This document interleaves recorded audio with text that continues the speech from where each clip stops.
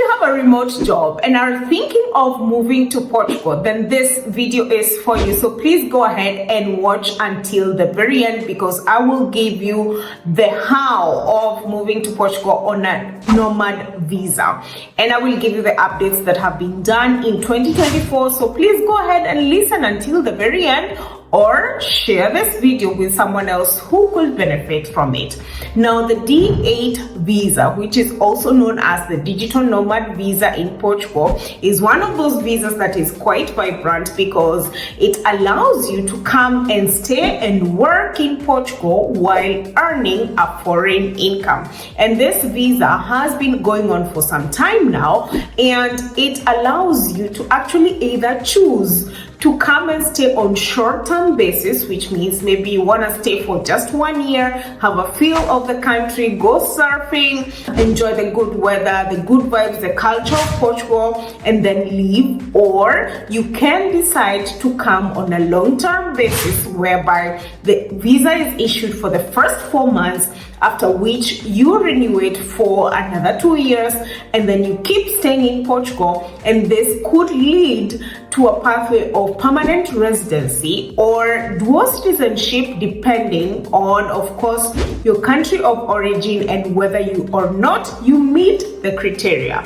Now, the D8 visa is one of those visas that also allows you, in case you want to come into Portugal with your family, you can certainly do a family reunification. So for instance, if you decide to move first and come and survey and see how things are, then you can also call in your family, as long as you show that perhaps maybe you have the capacity to actually take care of your family. Not perhaps, of course, you have to show that you can take care of your family, and your immediate family would be, for instance, your parents who are 65 or younger. You could have maybe your immediate children who would be at least with a limit of 35 years old and are dependent on you. You can also perhaps call your spouse, and so on and so forth. So this is one of the benefits of the D8 visa. Another benefit is, of course, the access to the healthcare system in Portugal. You also have access to the Schengen region, which means that you can definitely travel within the EU, and also the education system, and also being in Portugal really is actually a fantastic thing to be. So what do you need to know if you're thinking that, hey, this is definitely something that I want to do? In the first place, you have to have a job or whatever thing that you're doing, whether that is freelancing or business, that earns you at least 4 times, which is one of the updates that is in 2024, at least 4 times of the minimum wage of Portugal. Currently, the minimum wage stands at 820 euros. So when you do the math, multiplied by 4, this is 3,280 euros, rather 3,300 euros. So you have to show that the job that you have, the remote job you have, or the freelance work you have, or whatever other venture that you have that is not a Portuguese, is earning you 3,300 euros per month. So which means that you at least need to show you have some bit of savings, maybe about 36,000 euros going. If, for instance, you're applying for it, maybe you're like, okay, every year you have to show that you have 36,000 or thereabout for you to qualify for this visa. Now, another thing obviously that you need to be on the lookout is that you have to have a clean criminal record.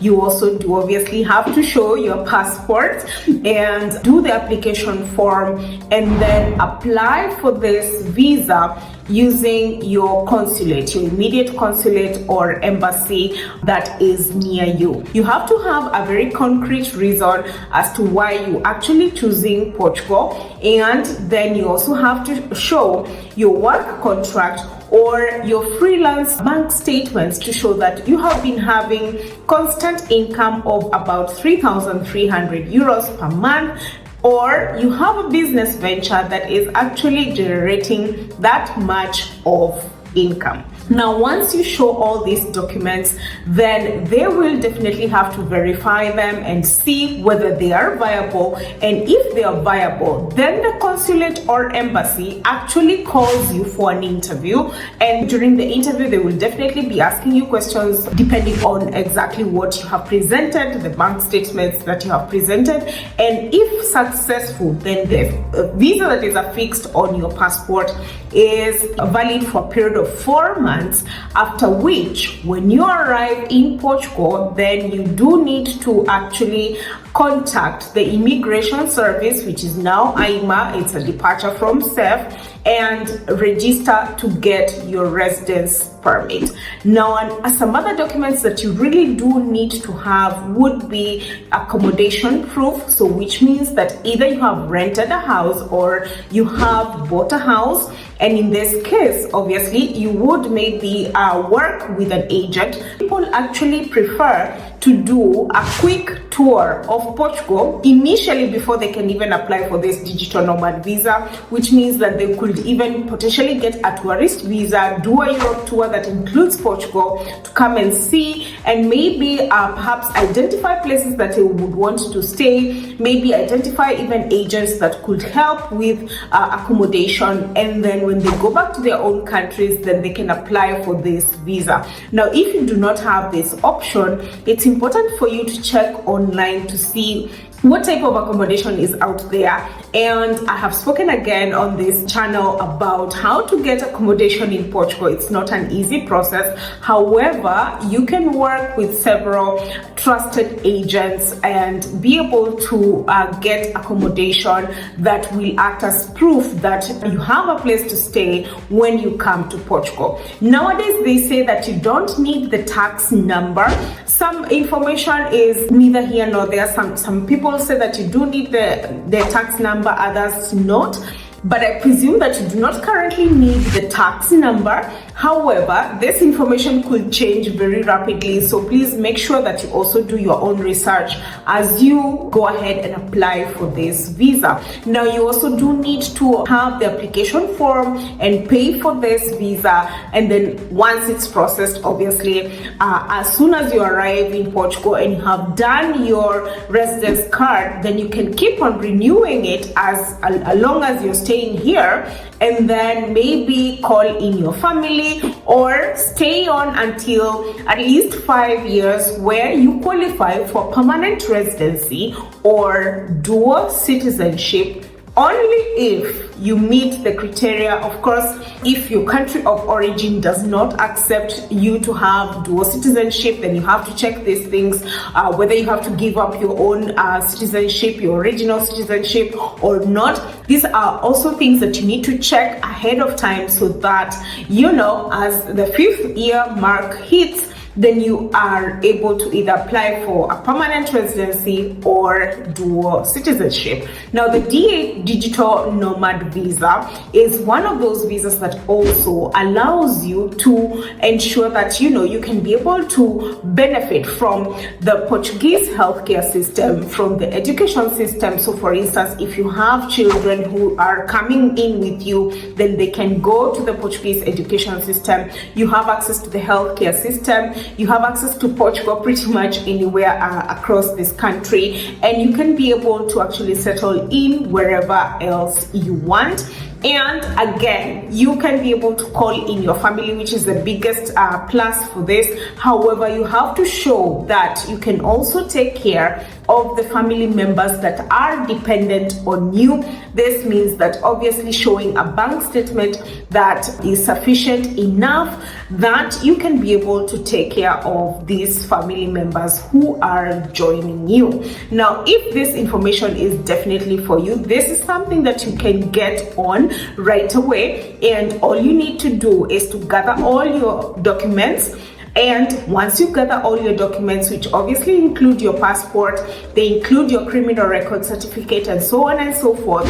Once you have all the documents, it's for you to approach your consulate or your embassy, and then once you approach them, then you are in a position to get the interview dates going on.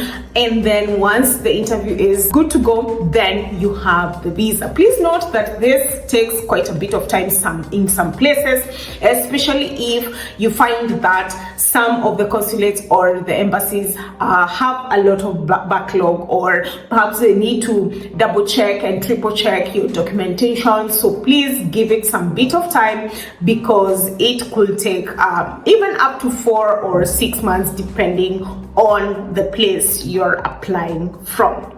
Now, I do hope that this video has helped you. As usual, please go ahead and subscribe and put your notifications bell on so that you can get notified every single time that I post a video. Go ahead and binge on any one of the videos that I have done before on this channel. Feel free to book a consultation with me as well, and interact with me on my social media handles, and I'll be more than happy to answer any question that you have. Book a consultation with me if you want to have a chat with me and know exactly what to do and how to proceed for your move to Portugal. Please go ahead and contact me for that. If you would like to support this channel, once again, you are free to join my membership, and I will be more than happy to interact with you. And until next time, bye.